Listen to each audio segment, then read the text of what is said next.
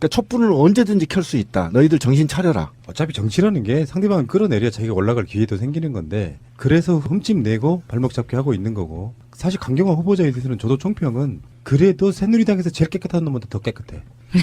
내가 봤을 땐 그래요. 그러니까 그럼 지들이 내라든가. 지들이 내면 되잖아. 그러니까 강경화 후보자는 보통 우리가 도시에 사는 보통 사람들 정도의 흠결 정도라고 봐요. 완벽한 사람은 아닌데 자기들이 말하기엔 좀 뻘쭘한 거고요. 아까 그 73배 땅값 오는 것도 신빈이 말씀하신 게 딱 그 결이거든요. 딱 그렇게 되는 거고요. 근데 그거를 지적하는 사람이 심지어 최경환이에요. 자기 고향에다가 막 그 경제부총리 할 때 돈 쏟아붓던 바로 그 인간들이 나와가지고 아까 말씀하신 것처럼 1560평 평당 이게 샀다가 나중에 11만 원도 올랐다. 이건 누가 봐도 투기래. 땅값 오른 다 투기야. 그냥 보면 투기지. 근데 이거는 대지로 바꾸면 다 이렇게 올라요. 저희 시골도 똑같아요. 그렇겠죠. 누가 네, 갖고 15만 나서 원 땅의 올라요. 가치를 올린 건지.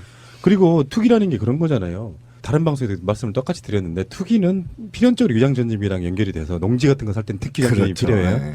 그러니까 유장 전입이 도시에서는 이제 약군 이런 것이 더 주고 그리고 농촌에 가면은 이제 농지 관련해 가지고 살지도 않으면서 살아야 그 땅을 살 수 있는 뭐 이 그렇죠. 조건이 있잖아요. 네. 그러니까 이런 게 법적으로 뭐 아시는 분 다 아시는 얘기지만 농지를 바로 거기다 건물 못 짓잖아요. 멋지죠. 그것이 이제 관련돼 있는 게 유장 전입이 관련된 그런 건데 강경화 후보자는 그렇고 후보자 남편도 그렇고 그냥 가서 살아요. 실제로 거주해. 자기가 직접 짓고. 그러니까 요거는 우리가 논란거리 자체가 안 됩니다. 그 사람들의 논리는 땅을 사가지고 땅값이 올랐으니까 투기다 이렇게 하고 있는 이거는 누가 봐도 말도 안 되는 거지 않습니까? 최경환이 구속될 놈이 말이야. 초이노믹스 기억나나요? 나라 망치고 지 고향에다 한 2천억 정도 발랐죠. 나쁜 놈의 시기. 지금 강경화 외교부 장관의 외교부 장관 후보자에 대해서 지금 계속 반대하고 있는 것을 사람들은 이렇게도 본다고 하더라고요. 이 외교 무대에서의 한일전이다. 그러니까 예, 좋은 이게 판단이었어요. 예. 한국과 일본이 싸우고 있다. 국내에서 외교 무대에 누구를 세울 것인가를 갖고 싸우고 있는 형태다라고 판단들을 하고 있고요. 사실 저는 강경화 이 분을 보면서 참 많은 것을 느꼈어요.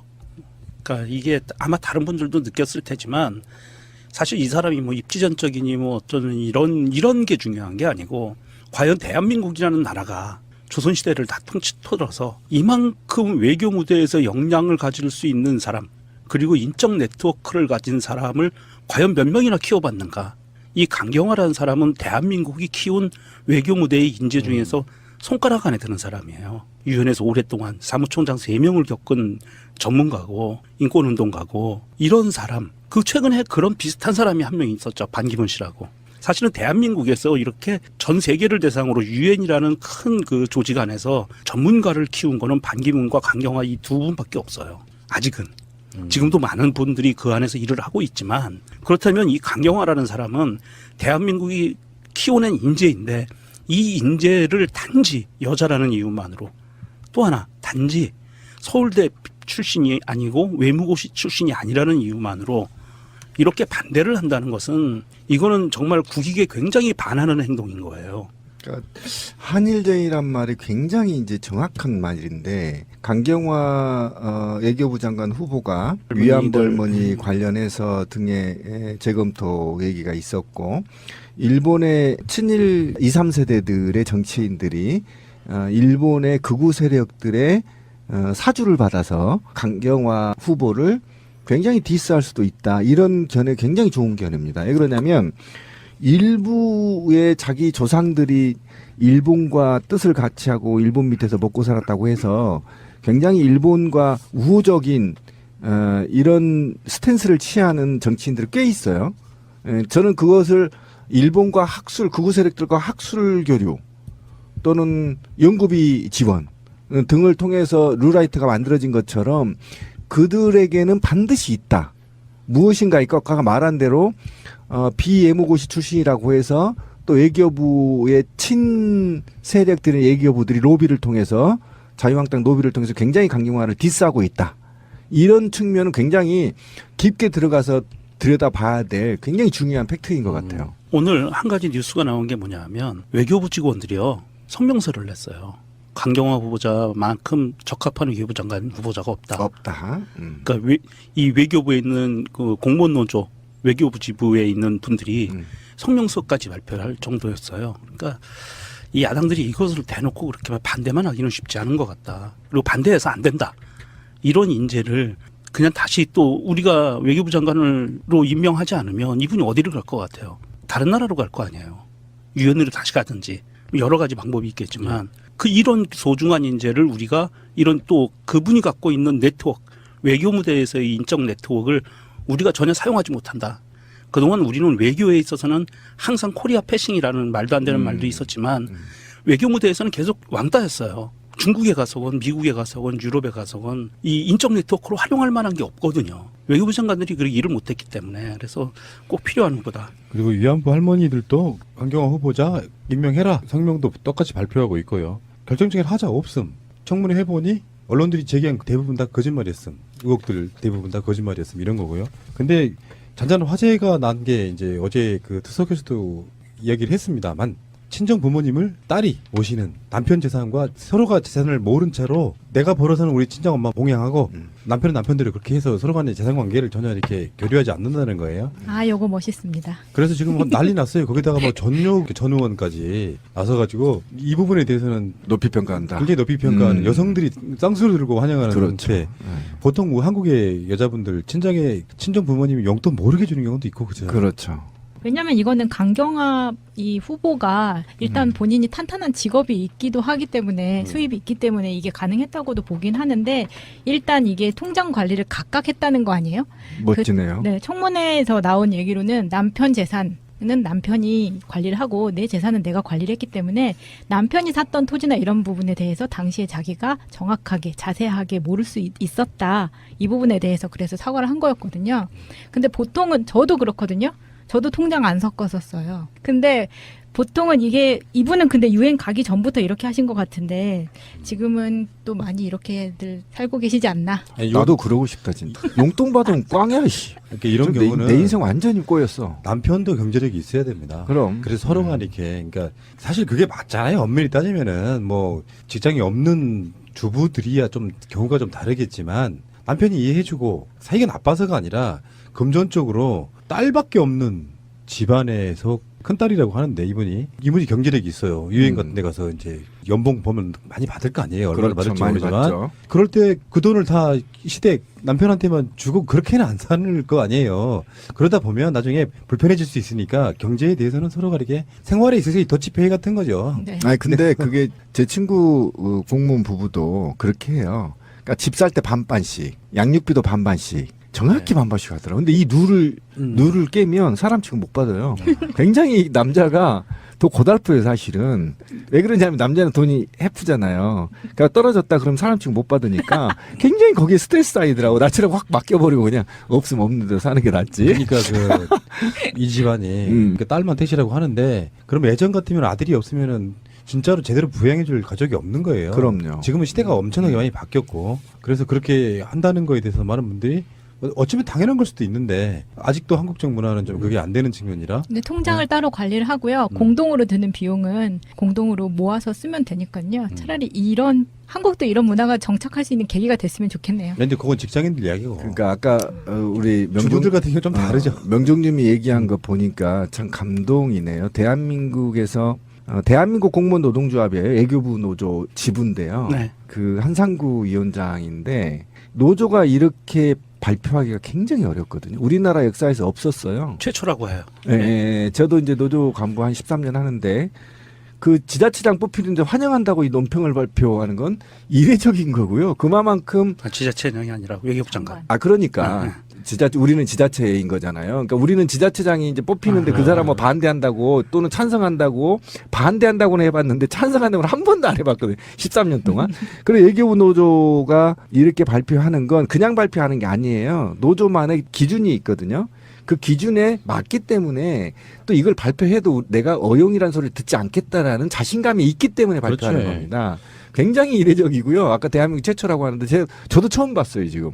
그냥 우리가 보통은 KBS 사장 반대한다 막 이렇게 성명 쓰고 우리 공무원 노조 같은 경우 무슨 장관 반대한다 이렇게 쓰거든요. 과거에 그랬어요. 근데 이렇게 공무원 노조에서 환영한다는 성명을 낸다는 건 굉장히 이례적이고요. 외교부에도 공무원 노조가 있어요? 대한민국은 보통 이제 전체가 36만 명 정도 돼요. 몇 급 이하만 가능하죠. 예, 5급 이하만 가능하죠. 근데 어차피 불법이잖아. 아니 우리만 불법이고 아, 여기는 다 그러니까. 공식이죠. 노조라면서요.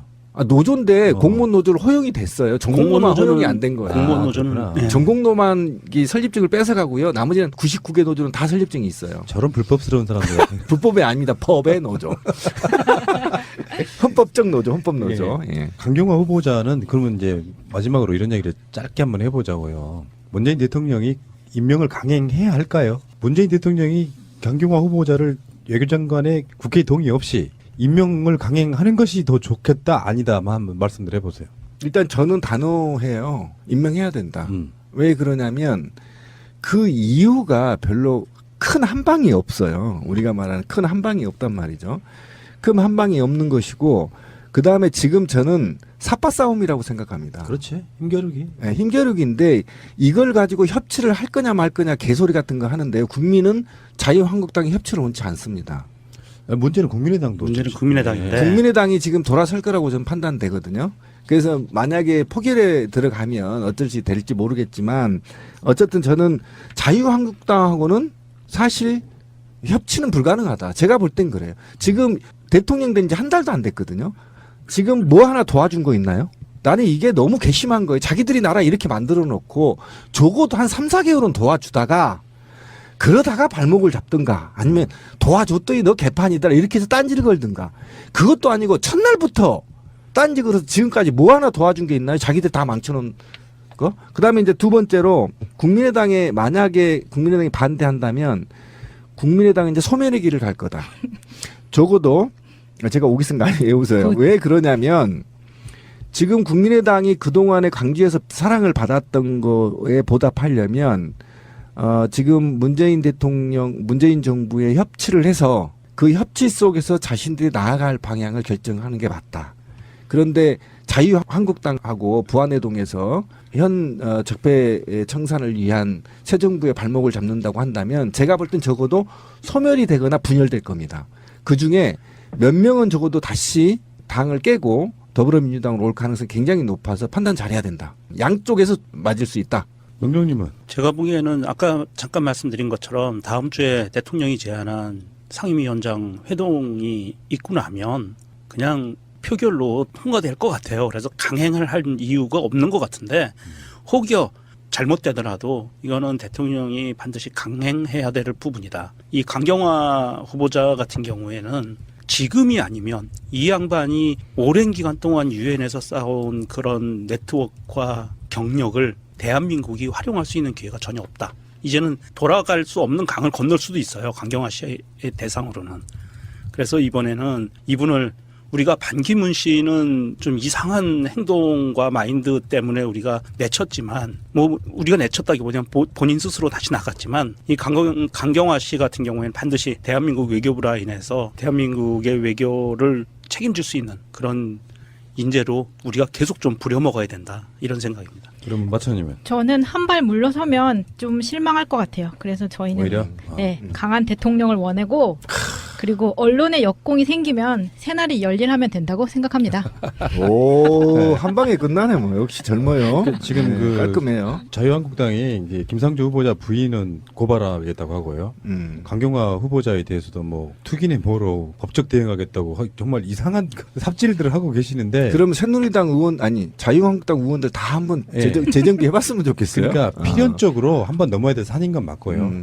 저도 강경화 후보자에 대해서 한번 넘어보고 오히려 제가 보기엔 문재인 대통령이 좀 멈칫하는 것 같은 느낌이에요. 왜냐하면 계속해서 장관 후보자들이 나와야 되거든요. 그러니까 근데 그 이후에 현역 국회의원들 4명 장관이 임명한 그 이후에 아직 장관 자리 무지하게 많이 남았거든요. 그러니까요. 근데 지금 강경화 드러난 거에 비해서 막상 까보니 별거 없지만 강경화에 대해서 한번 물러서게 되잖아요. 그러면 아무것도 못하게 되는 상태가 좀 된다고 봐서 멈칫한다는 개념이 강경화를 어떻게 처리할 것이냐 첫 번째. 두 번째는 실제로 5대 공식 배제 원칙에 있어서 얼마나 그걸 충실하게 따를 것이냐라든지 등등을 조금 더 면밀하게 검토해 본 뒤에 사실 국민의 높은 지지율을 갖고 가야 되는 건 사실 맞거든요. 근데 이게 어떤 추세를 봤을 때 리얼미터에서는 떨어졌다고 하고 지금 아마 방송 나가는 오늘쯤에 갤럽에 또 지지율이 또 나올 거예요. 매주 한 번 있는 그 흐름의 어떤 패턴을 한 2, 3주를 봐야 됩니다. 그리고 이게 떨어지고 있구나. 떨어지고 있다고 해서 멈칫할 건 아니고 할 건 해야죠. 지지율이 뭐 10% 20% 떨어지더라도 그 과정에서 격렬하게 붙으면은 아마 자유한국당이나 국민의당도